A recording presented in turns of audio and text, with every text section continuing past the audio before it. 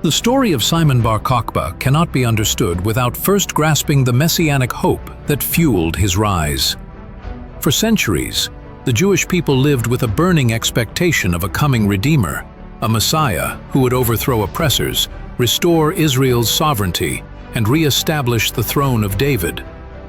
One of the most important scriptures shaping this expectation was Balaam's prophecy in Numbers 24:17. "A star shall come out of Jacob, and a scepter shall rise out of Israel." In Hebrew, the verse reads, "Darach kohav miakov, a star shall tread forth from Jacob." From the earliest days, Jewish interpreters connected this verse to a royal deliverer, one who would arise with divine authority and military might to shatter Israel's enemies.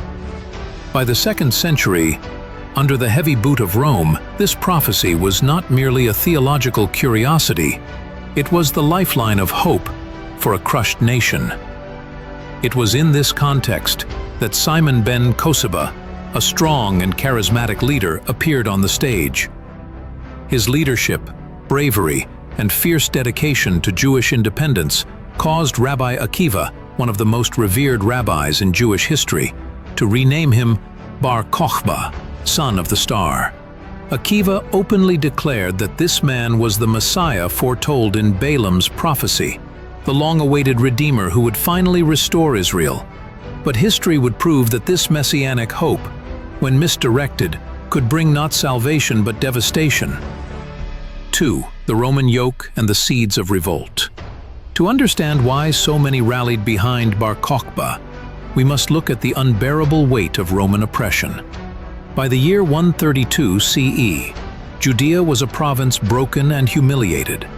The first Jewish revolt, 66 to 70 CE, had ended in the catastrophic destruction of the Temple, the burning of Jerusalem, and the slaughter of hundreds of thousands of Jews. The Temple Mount, once the meeting place of God and man, now stood in ruins, guarded by the soldiers of a foreign empire.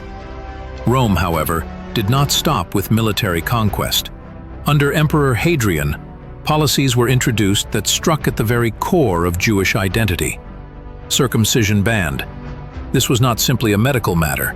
It was an attack on the Abrahamic covenant itself, Genesis 17:10-14. For Jews, circumcision was the visible sign of belonging to God's chosen people. To ban it was to erase their covenant identity. Jerusalem, rebuilt as Aelia Capitolina, the holiest city of the Jewish people, was rebranded as a pagan Roman colony. On the Temple Mount itself, a temple to Jupiter was erected, desecrating the site that had once housed the presence of the Lord. Jewish exclusion from Jerusalem.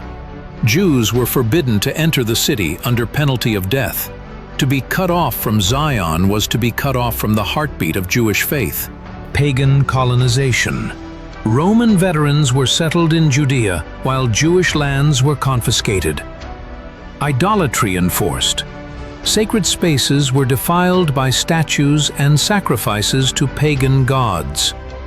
These policies were not mere political oppression. They were seen by the Jewish people as an attempt to erase their covenant with God. This was not simply about land or taxes. It was about identity, worship, and destiny. It was in this climate of despair, humiliation, and burning hope for deliverance that Bar Kokhba arose. 3. Bar Kokhba's rise and the last great Jewish army. Simon Bar Kokhba was no ordinary leader. Unlike many who accepted Roman domination, he embodied fierce resistance. His name, originally Simon Bar Kokhba, was transformed by Akiva into Bar Kokhba, son of the star. But his opponents later twisted the name to Bar Kokhba, son of the lie. Bar Kokhba's movement was not merely political, it was messianic. He gathered farmers, craftsmen, peasants, and warriors into a force unlike anything seen since the days of the Maccabees. His fighters were motivated not only by patriotism, but by Torah and covenant loyalty.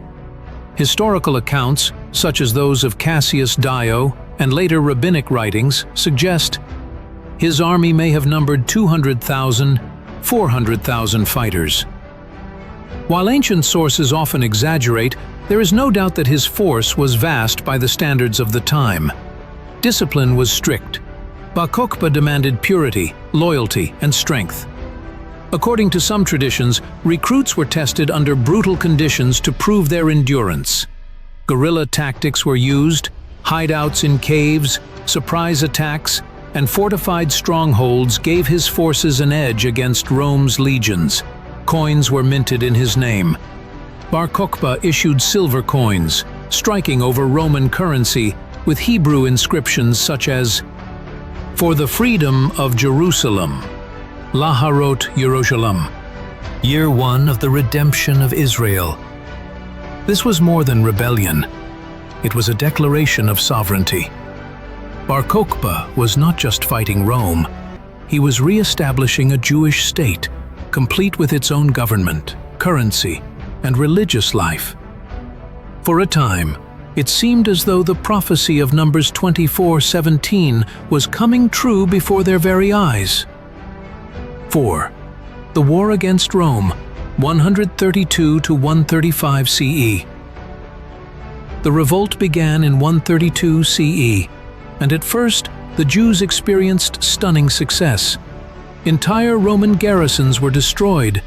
The legions, normally feared across the empire, were humiliated. Even the mighty Emperor Hadrian was alarmed. He summoned his best general, Julius Severus, from Britain, along with reinforcements from as far away as Gaul and the Danube. This was no small uprising. It had become one of the greatest military crises Rome ever faced. Rome changed its strategy. Instead of engaging Bar Kokhba's forces in large-scale battles where they had already suffered defeats, Severus resorted to attrition warfare, cutting off supplies, isolating towns, and starving the rebels. Scorched earth tactics.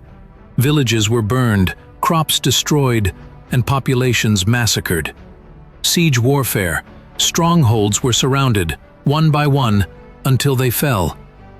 It was a slow, brutal campaign. The land of Judea was devastated, its people slaughtered in numbers so vast that Cassius Dio later wrote, 50 of their most important outposts and 985 of their most famous villages were razed to the ground. 580,000 men were slain in the various raids and battles. The cost to Rome was staggering, but the cost to Israel was catastrophic. 5. The fall of Beitar, the Messiah slain. The final stand of Bar Kokhba came at Beitar, his last fortress, in the year 135 CE. Jewish tradition holds that Beitar fell on Tisha B'Av, the same date on which both the first and second temples had been destroyed, a chilling sign of divine judgment. When Beitar fell, the consequences were horrific. Bar Kokhba was killed.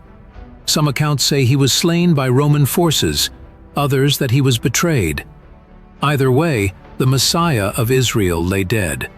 Mass slaughter followed. Tens of thousands of men, women, and children were killed. According to rabbinic tradition, the Romans did not allow the dead to be buried for a long time, leaving bodies rotting in the open. The dream of restoration was shattered. The hope of a Davidic kingdom under Bar Kokhba's leadership collapsed in a single day. Rabbi Akiva, who had declared Bar Kokhba the Messiah, was tortured and executed by the Romans. In later rabbinic memory, Bar Kokhba was renamed Bar Kokhba, son of the lie. His failed revolt became a cautionary tale of misplaced hope. 6. Hadrian's final humiliation. Judea erased. For Emperor Hadrian, the revolt was not only to be crushed, it was to be erased from memory. His policies after 135 CE were designed to obliterate Jewish identity. Judea was renamed Syria Palestina. By adopting the name of Israel's ancient enemies, the Philistines, Hadrian sought to sever the Jewish people's connection to their own land. Jerusalem remained Alia Capitolina. Jews were permanently banned from entering except on one day of the year, Tisha B'Av, when they were allowed to weep at the ruins from afar. Jewish practices outlawed. Torah study, Sabbath observance, circumcision, and public worship were all restricted. This was more than conquest, it was cultural genocide. Hadrian attempted to erase not just the Jewish people from Judea, but their very memory and covenant identity. 7. Spiritual lessons and warnings. The story of Bar Kokhba is both inspiring and tragic. It is inspiring because it demonstrates the courage of a people who refuse to bow to idolatry or foreign domination.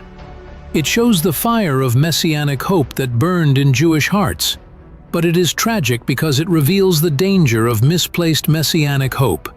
Bar Kokhba had zeal, courage, and determination, but he was not the Messiah. The true Messiah, Yeshua of Nazareth, had already come decades earlier. Unlike Bar Kokhba, he did not seek to establish his kingdom by the sword.